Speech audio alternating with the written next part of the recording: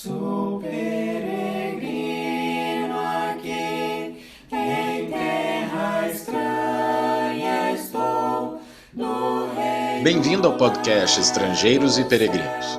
A mensagem de hoje será apresentada por Dennis Allen. Em várias mensagens recentes, temos falado sobre a família de Deus. Hoje vamos dar continuidade a esse mesmo tema, pensando sobre a diversidade na família do Senhor. Desde o tempo da Bíblia, a Igreja do Senhor, a família de Deus, tem sido uma família diversa. O apóstolo Paulo disse, em Romanos capítulo 12, versículos 4 a 6, porque assim como num só corpo temos muitos membros, mas nem todos os membros têm a mesma função, assim também nós, embora sejamos muitos, somos um só corpo em Cristo e membros uns dos outros. Temos, porém, diferentes dons, segundo a graça que nos foi dada. De fato, todas as famílias são diversas. Numa família tem pai e mãe, que são diferentes. Cada filho tem suas próprias características, mesmo quando são gêmeos idênticos, ainda são diferentes. E assim, a diversidade traz benefícios e também traz desafios para a família. E quando a família inclui filhos adotados, pode ser especialmente diversa. Pense no fato que nós, cristãos, somos filhos adotivos. Fomos adotados não como bebês, mas já grandes. Chegamos de lugares diferentes e todos temos bagagem. E assim, com essa bagagem, nossa diversidade também traz benefícios e desafios na família do Senhor. Vamos refletir sobre alguns aspectos de diversidade que podem trazer tanto benefícios como desafios na família do Senhor. Os membros da família de Deus têm dons diferentes. Romanos capítulo 12, versículos 6 a 8, dizem: temos, porém, diferentes dons segundo a graça que nos foi dada. Se é profecia, seja segundo a proporção da fé. Se é ministério, dediquemo-nos ao ministério. O que ensina, dedique-se ao ensino. O que exorta, faça com dedicação. O que contribui, com generosidade. O que preside, com zelo. Quem exerce misericórdia, com alegria. Podemos observar nessa lista que cada um tem uma capacidade especial, um dom diferente. Pode ser que umas pessoas têm mais de um dom, mas cada um contribui de uma forma única, de uma forma individual, para o bem da família. Quando pensamos em filhos adotivos trazendo bagagem, nós todos temos uma certa bagagem conforme o contexto moral de onde viemos. Se você tiver a sua Bíblia, pode acompanhar algumas leituras, porque nós observamos alguns fatos importantes no ensinamento das Escrituras. Primeira coisa é de reconhecer que todos nós somos pecadores. Todos nós temos cometido ofensas contra nosso Senhor. Romanos capítulo 3, versículo 23, diz: pois todos pecaram e carecem da glória de Deus. Então, todos nós temos bagagem de pecado quando entramos nessa família, quando somos adotados por Deus. Mas, dependendo um pouco da nossa criação, do ambiente em que nós crescemos, pode ser muito diferente de uma pessoa para outra. Algumas pessoas chegam a se converter já com alguns bons princípios morais, não com a perfeição moral, mas pelo menos aprendendo coisas boas. Por exemplo, diz Filipenses 3, versículo 6, quanto ao zelo, perseguidor da igreja, quanto à justiça que há na lei, irrepreensível. Paulo descrevendo sua própria criação e que foi irrepreensível nas coisas da lei do Antigo Testamento. Bons princípios morais. Outras pessoas vêm de ambientes péssimos, onde não aprendem nada da vontade de Deus. 1 Coríntios capítulo 6, versículos 9 e 10, dizem: ou não sabeis que os injustos não herdarão o reino de Deus? Não vos enganeis. Nem impuros, nem idólatras, nem adúlteros, nem efeminados, nem sodomitas, nem ladrões, nem avarentos, nem bêbados, nem maldizentes, nem roubadores herdarão o reino de Deus. O foco de Paulo aqui está especialmente na criação de muitos gentios, que não tinham a vantagem da lei do Antigo Testamento para guiar seus princípios morais. E o fato que ele fala dessas divergências não significa tolerância da persistência no pecado, porque ele continua no versículo 11 e diz: tais fostes alguns de vós, mas vós vos lavastes, vós fostes santificados, vós fostes justificados em nome do Senhor Jesus Cristo e no Espírito do nosso Deus. Voltando para capítulo 5, versículo 11, ele disse: mas agora vos escrevo que não vos associeis com alguém que, dizendo-se irmão, for impuro, ou avarento, ou idólatra, ou maldizente, ou beberrão, ou roubador. Com esse tal, nem ainda com mais. Então ele fala que devemos até rejeitar as pessoas que persistem nesses pecados, mas todos nós chegamos à família do Senhor com alguma bagagem, e nem sempre bagagem boa. E quando chegamos ao Senhor, também trazemos bagagem de uma diversidade religiosa. Naquela época, os judeus acreditavam no único verdadeiro Deus. Os gentios, no geral, acreditavam em vários falsos deuses.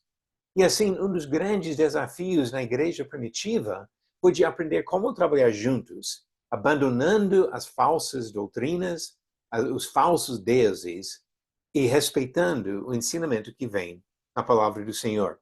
Em Gálatas, capítulo 3, começando no versículo 26, Paulo escreveu: pois todos vós sois filhos de Deus mediante a fé em Cristo Jesus, porque todos quantos fostes batizados em Cristo, de Cristo vos revestistes. Dessarte, não pode haver judeu, nem grego, nem escravo, nem liberto, nem homem, nem mulher, porque todos vós sois um em Cristo Jesus. Então, houve uma diversidade, mas agora devemos aprender a trabalhar juntos. E no capítulo 2 de Efésios, começando no versículo 11, ele fala também de unir pessoas que vêm de diversos contextos. Efésios capítulo 2, versículo 11.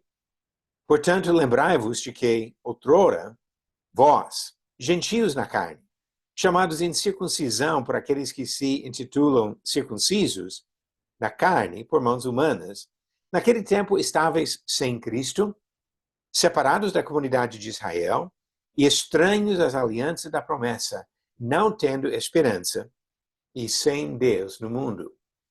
Mas agora, em Cristo Jesus, vós que antes estáveis longe, fostes aproximados pelo sangue de Cristo, porque Ele é a nossa paz, o qual de ambos fez um, e tendo derribado a parede da separação que estava no meio, a inimizade, aboliu na sua carne a lei dos mandamentos, na forma de ordenanças, para que dos dois criasse em si mesmo um novo homem, fazendo a paz. Ele fala aqui de unir pessoas que vieram da nação de Israel, judeus, com pessoas de outras nações, que vieram de contextos religiosos completamente diferentes.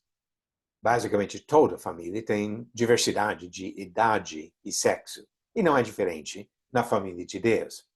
A mensagem do Evangelho sempre foi pregada a homens e mulheres, jovens e idosos, e essas diferenças exigem uma atenção especial na edificação desta família. Paulo escreveu para Timóteo sobre isso, em 1 Timóteo capítulo 5, versículo 1. Ele disse: não repreendas ao homem idoso, antes exorta-o como a pai, aos moços como a irmãos, às mulheres idosas como a mães, às moças como a irmãs, com toda a pureza. Conforme o sexo e a idade da pessoa, teria um tratamento adequado e até especial, porque existe essa diversidade na família do Senhor. Em uma família carnal tem grande diversidade, às vezes, de maturidade, de força. Pode ser diferença entre filhos que estão com idades diferentes e, por isso, maturidade diferente. Pode ser entre pais e filhos, ou até avós e netos. Às vezes, uma grande diferença que observamos na experiência, no conhecimento, na capacidade de lidar com desafios. Nada diferente na família espiritual. Em Hebreus capítulo 5, o autor até repreendeu pessoas que não estavam crescendo como deveriam. E disse, Hebreus capítulo 5, o versículo 12, pois com efeito, quando devíeis ser mestres, atendendo ao tempo decorrido, tendes novamente necessidade de alguém que vos ensine, de novo, quais são os princípios elementares dos oráculos de Deus. Assim vos tornastes como necessitados de leite, e não de alimento sólido. Ele diz que mesmo depois de um tempo, essas pessoas tinham mais característica de bebê do que de adulto. Mesmo problema, em 1 Coríntios capítulo 3, explica o problema de conflitos carnais entre cristãos. Diz, nas palavras de Paulo, em 1 Coríntios 3, de 1 ao 3, eu, porém, irmãos, não vos pude falar como espirituais, e sim como a carnais, como a crianças em Cristo. Leite vos dei a beber e não vos dei alimento sólido, porque ainda não podíeis suportá-lo, nem ainda agora podeis, porque ainda sois carnais.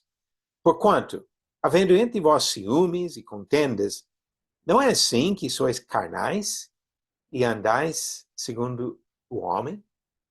Não estavam amadurecendo, e por isso, tendo conflitos. Devemos nos esforçar para evitar isso na família do Senhor.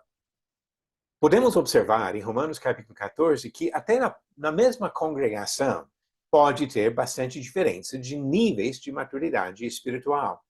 Diz Romanos capítulo 14, versículo 1, acolhei ao que é débil na fé, não porém para discutir opiniões.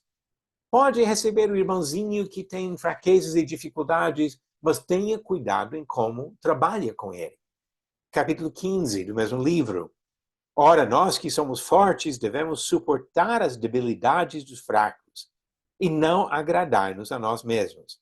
Portanto, cada um de nós agrade ao próximo no que é bom para edificação.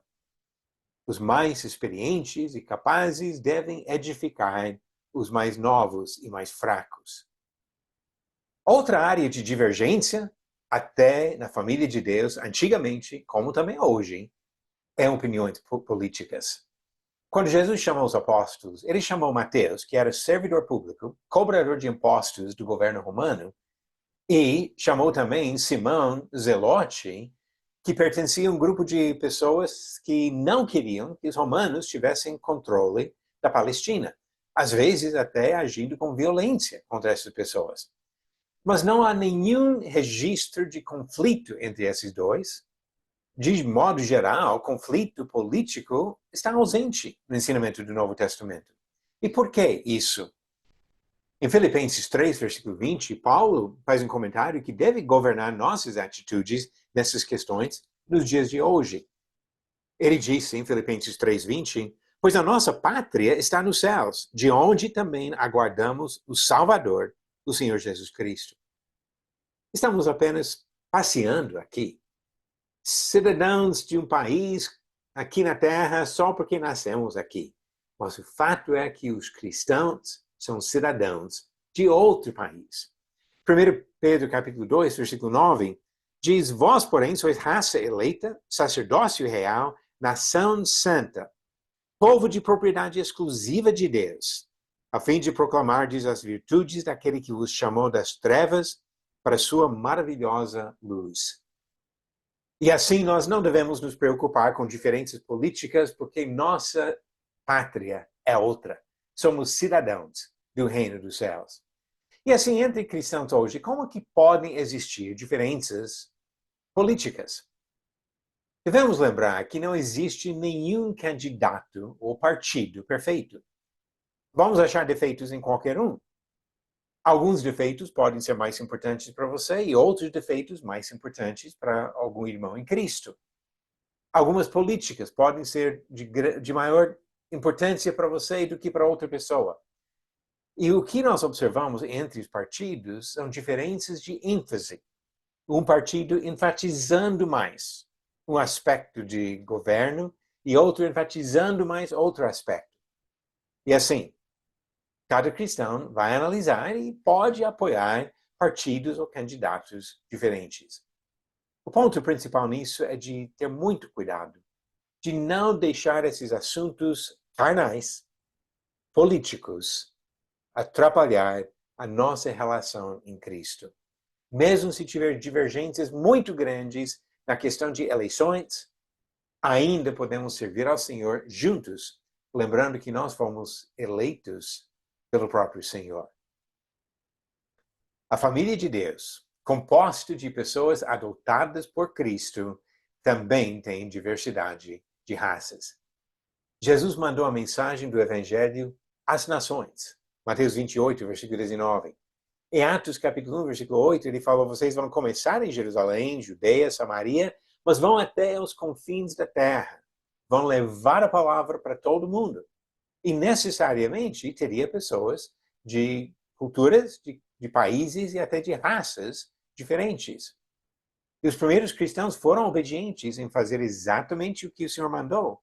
Paulo escreveu para os Colossenses, mais ou menos 30 anos depois da morte de Jesus, e disse, se é que permaneceis na fé, alicerçados e firmes, não vos deixando afastar da esperança do evangelho que ouvistes e que foi pregado a toda criatura debaixo do céu, e do qual eu, Paulo, me tornei ministro.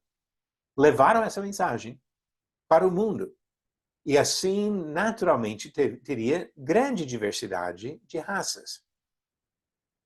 E quando eles cumpriram esta missão, foi motivo de alegria no céu. Olha o que diz Apocalipse, capítulo 5, versículo 9. Quando todas as criaturas dão honra para Jesus Cristo, diz versículo 9, e entoava um novo cântico dizendo, digno és de tomar o livro e de abrir-lhe os selos, porque foste morto e com teu sangue compraste para Deus os que procedem de toda tribo, língua, povo e nação. E para o nosso Deus os constituíste reino e sacerdotes. De todas as nações, raças diferentes, idiomas diferentes, culturas diferentes, países diferentes, mas todos entrando na mesma família do Senhor. Quero encerrar esta mensagem com uma leitura que vem de Romanos capítulo 15, começando no versículo 5. Ora, o Deus da paciência e da consolação lhes conceda o mesmo modo de pensar de uns para com os outros, segundo Cristo Jesus, para que vocês, unânimes e a uma só voz, glorifiquem o Deus e Pai de nosso Senhor Jesus Cristo. Portanto, acolhem uns aos outros, como também Cristo acolheu vocês, para a glória de Deus. Numa família diversa, nós, filhos adotivos muito diferentes uns dos outros, podemos unir as nossas vozes em harmonia, glorificar o nosso Deus. Obrigado por nos acompanhar nessa jornada pelas Escrituras. Volte amanhã para ouvir mais uma mensagem do podcast Estrangeiros e Peregrinos.